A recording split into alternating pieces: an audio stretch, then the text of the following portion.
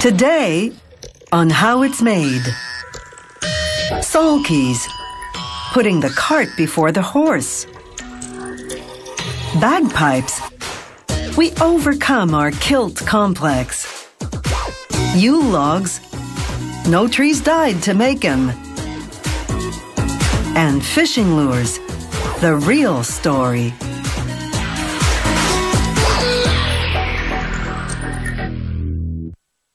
In the sport of harness racing, the horse, known as a standard bred, pulls its driver in a sulky. A sulky is a cart on two wheels that attaches to each side of the horse's harness. It has to be sturdy enough to withstand the rough ride, but it also has to be lightweight so that it won't slow the horse down.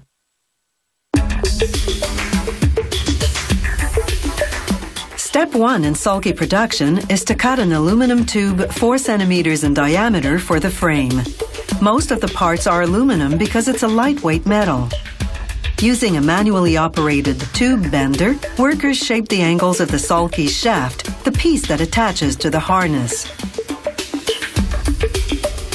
Now they weld together the 8 aluminum parts that make up the sulky's frame. All this welding takes approximately 2.5 hours. Once that's done, they insert the shaft into the bridge on which the driver sits, making sure they align with each other. Next come the clamps, 7.5 centimeter long steel pieces with a hole on each end. They fasten certain non-welded parts of the sulky together. Each clamp starts off straight. A worker mounts it on the machine called the bender, then pulls a lever almost 360 degrees to curve it.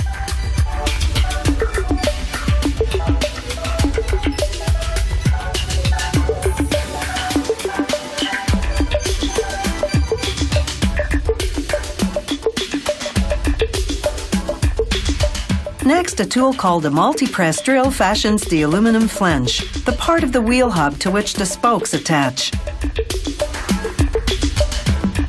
The multi-press has 6 bits. It rotates 3 times to drill a total of 18 holes. The flange has another 9 holes to remove weight, and 6 smaller holes to which a plastic wheel protector will later attach. Now they position the flange on the aluminum hub and hammer it on snugly. They do this using a tool called a punch to avoid leaving impact marks. Next, a sleeve goes inside the hub and a bearing goes in between the two. Again, with the help of a punch, they knock on the bearing snugly. Finally, they install a cap to prevent dust from getting in and causing damage. The hub is now complete, and it took only about 5 minutes to assemble. Now they attach aluminum spokes, 18 of them, on each side of the wheel. Every spoke attaches to the flange on one end and to an aluminum rim on the other. Workers hand tighten the nipple on the rim end of each spoke. The nipples are made of brass because it resists rust quite well. It's essential to tighten all the nipples equally to ensure the wheel will be properly aligned. After tightening them further with a screwdriver, on goes some rim tape, then the tube and tire. They pump up the tube with up to 35.5 kilograms of air. Then they install a plastic protector disc. This prevents competing horses from putting their hooves through the spokes. Meanwhile, the sulky has been sandblasted, painted, and decorated. Now it's time to put stirrups on the shafts. These aluminum and stainless steel fittings on the end of the shafts are what attach the sulky to the horse's harness. Should the harness break, a backup safety strap on each shaft keeps the sulky attached to the horse. Now they fasten a padded leather seat to an aluminum plate mounted on the bridge. On each side, they attach the wheel to the bridge with a simple axle. Even though these look like bicycle wheels, they're stronger and far more durable. Next, they assemble what's called the tree, the rigid stainless steel structure that goes on the horse's back. The outer part is made of plastic. They stitch Velcro to the underside. To that, they attach a nylon-covered foam padding that protects the horse's back from irritation. The finished harness with all its hooks and turrets weighs 4.5 kilograms. It's taken 20 hours to make. This is what's called a quick hitch fitting. It hooks onto the fitting on the end of each shaft, tying the sulky to the horse's harness.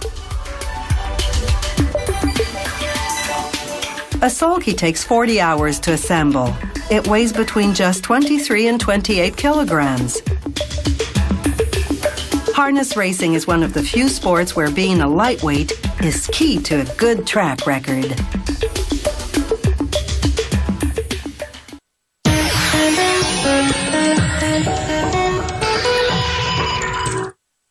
The bagpipe is one of the oldest instruments. To play it, you blow into a pipe attached to a leather or synthetic bag, then press on the bag to force the air out through other pipes to create sound. You transform this sound into a melody using finger holes on a reeded pipe called a chanter.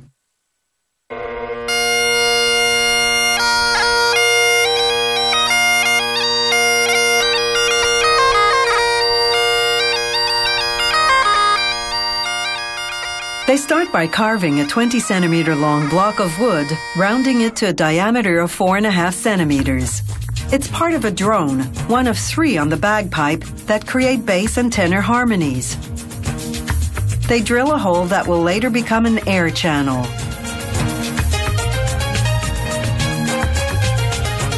Using a lathe and a plastic template as a guide, a craftsman spins the wood to carve it, a process called turning. The lathe has a stationary carbide-tipped cutter, strong and precise enough to cut this hard African blackwood. It's a very heavy and dry wood, perfect for turning. For more intricate decorative cuts, he uses a handheld device called a combing tool. Next, he uses what's called a parting-off tool to make additional decorative grooves. He measures these grooves using a caliper to ensure they meet the specifications of the design.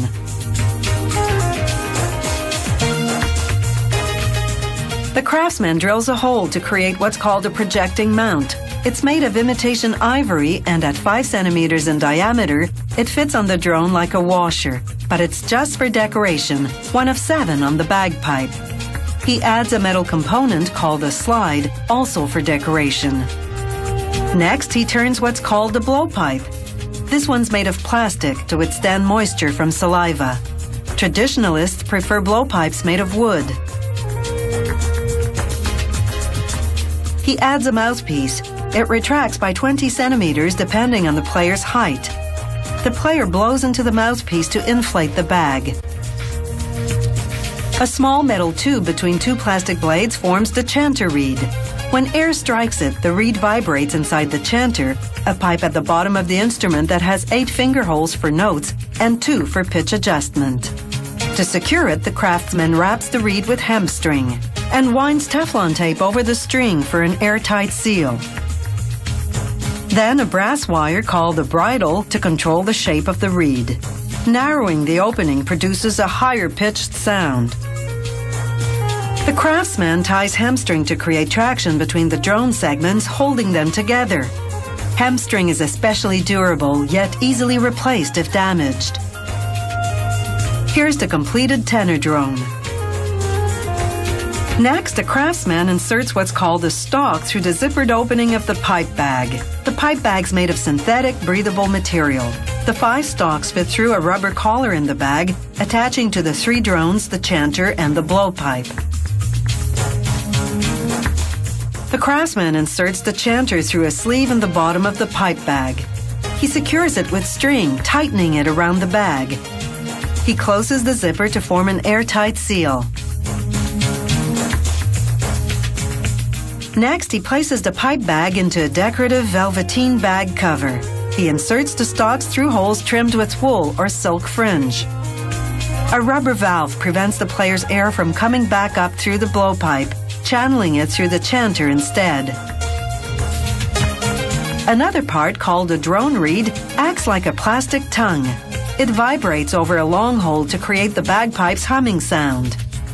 The craftsman inserts the drone reed into the drone and then into its stalk. Wool cords keep the drones in place while the player plays. Finally, the craftsman fits the chanter reed into the chanter, then slides it into its stalk. A bagpiper must have a strong set of lungs because some songs can run for 20 minutes. Now that's long-winded.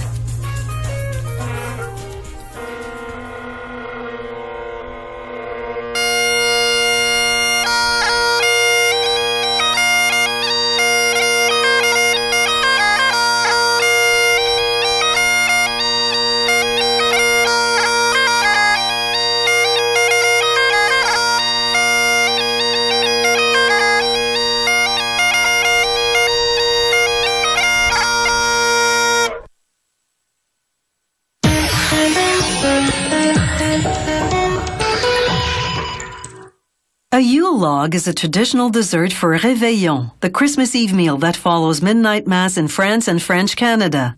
It's a rolled sponge cake covered in chocolate frosting and decorated to look like a tree log. It's supposed to represent a real Yule log, the burning of which was once a popular Christmas ritual. This company uses vanilla or chocolate ice cream instead of frosting. The cake itself is chocolate sponge cake. Workers start by making chocolate cake batter in a machine called a liquefier. They add flavoring, exactly what is a trade secret, and liquid eggs, binding agents, butter, oil,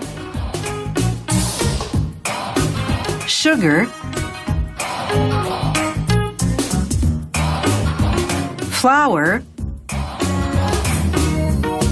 and cocoa. After mixing the batter for 20 minutes, a machine called the cake depositor pumps it into a 50-liter vat. The cake depositor distributes the batter evenly through nozzles spaced 9 centimeters apart. Then it spreads the batter onto brown craft paper that's about 1 meter wide. The paper's waxed so the cake won't stick after baking. The machine funnels the batter into an even layer that's 6.5 millimeters thick and 91 centimeters wide. Workers make between 8 to 10,000 Yule logs daily, depending on the size. After baking for 7 minutes at 260 degrees Celsius, a conveyor moves the cake out of the oven at 1.8 meters per minute. Next, a circular saw separates the cake right down the middle.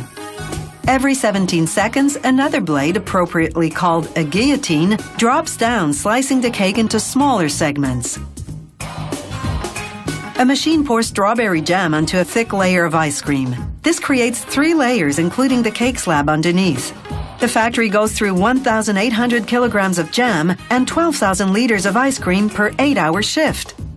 A worker gently separates the cake slabs, leaving about 8 centimeters of excess ice cream and jam, which is thrown away.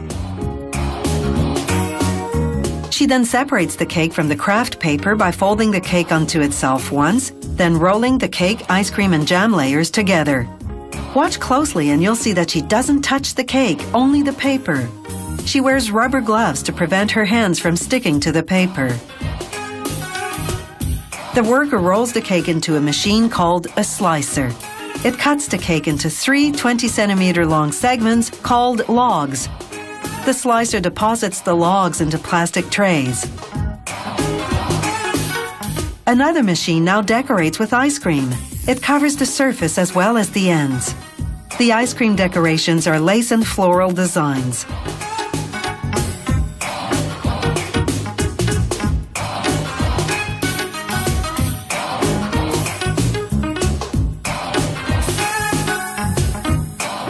Now for the embellishments.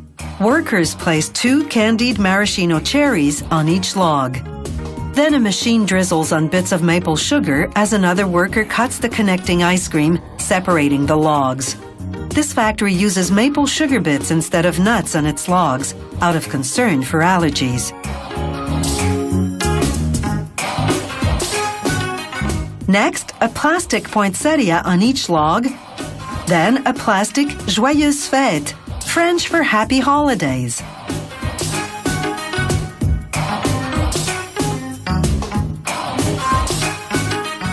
A conveyor belt moves the logs through a machine called a CO2 tunnel. Inside, sprayers blast the logs with a mist that instantly freezes them.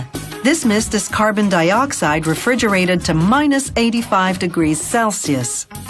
5 minutes in the CO2 tunnel super freezes the outer layer so workers can handle it easily.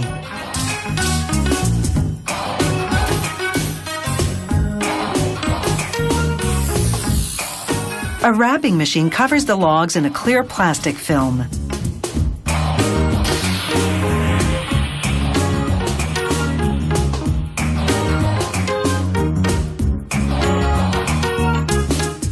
Then another machine simultaneously cuts and heat seals the plastic, enclosing the logs in bags. Finally, a worker packs the bags into boxes for shipping.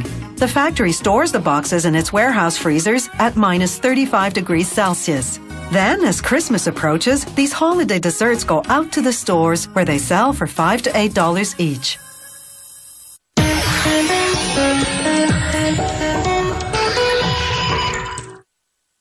If you take your fishing seriously, chances are you're hooked on lures. If worm bait is like hamburger, then lures are like filet mignon. They attract fish by either mimicking the food they like, impersonating a minnow, for example, or by reflecting light.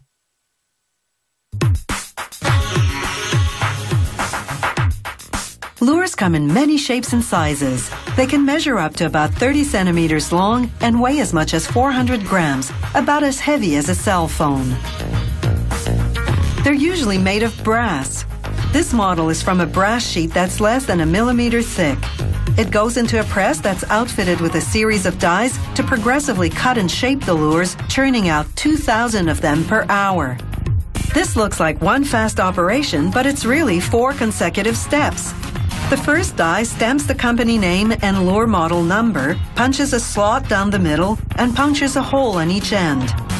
The second die scores the outline. The third cuts it out.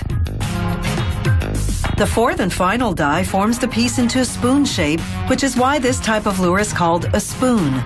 This shape makes it move in the water like a small fish. That blue object at the bottom right is an air jet. It blows the lures coming off the press into a collection bin. Lures vary in size, shape, and texture, and plating them in different metals creates different reflective effects in the water. All these factors determine the type of fish the lures attract. The metal plating process is called electroplating because electricity is the key to it all. Workers wire up the lures, submerge them in an acid solution, then run a negative current through them. They run a positive current to the plating metal, in this case copper nuggets. The acid dissolves the copper into particles laced with a positive charge. This draws them to the negative charged lures, which they coat in an even layer of copper.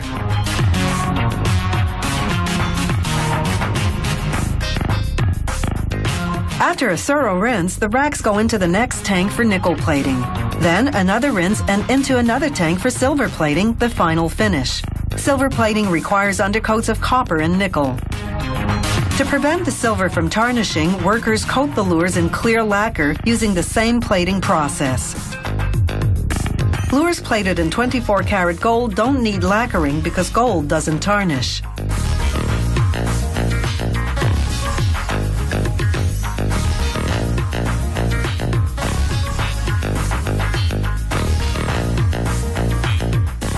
Now for the cosmetics. One way to decorate the lure is by what's called pad printing. An automated machine applies ink to a metal plate with a design etched into it. A silicone pad stamps the plate, picking up the design, then stamps the lure, transferring it. This is a 2-color design, so there are 2 pads at work. It's quick-dry ink, so the colors don't smudge. Another way to decorate lures is to apply decals. They adhere with waterproof glue that's specially designed for the fishing industry.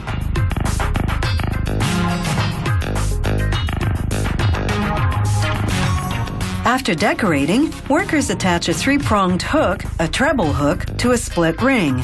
That's the ring at both ends of the lure to which the fishing line and the hook will be attached. Some models have decorated hooks known as dressed hooks. The idea is to add a color accent to make the lure look more like the fish's prey. To do this, they first wind a nylon thread around the shaft of the hook, then trim off the loose end. Next, they lay together 2 different colored hackles. Hackles are the filaments of a rooster's neck feathers. They wrap them around the shaft of the hook on top of the nylon thread. The different colored feathers blend together, the filaments projecting from the head of the hook to disguise it. Workers wrap them with more nylon thread to secure them in place.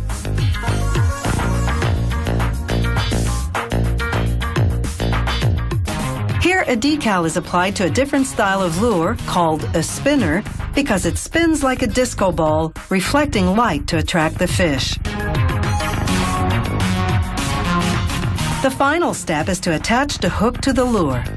Depending on its complexity and number of platings, a lure takes between 45 minutes and 2 hours to make. That's a lot of specialized time and effort for fish bait that's nothing short of alluring.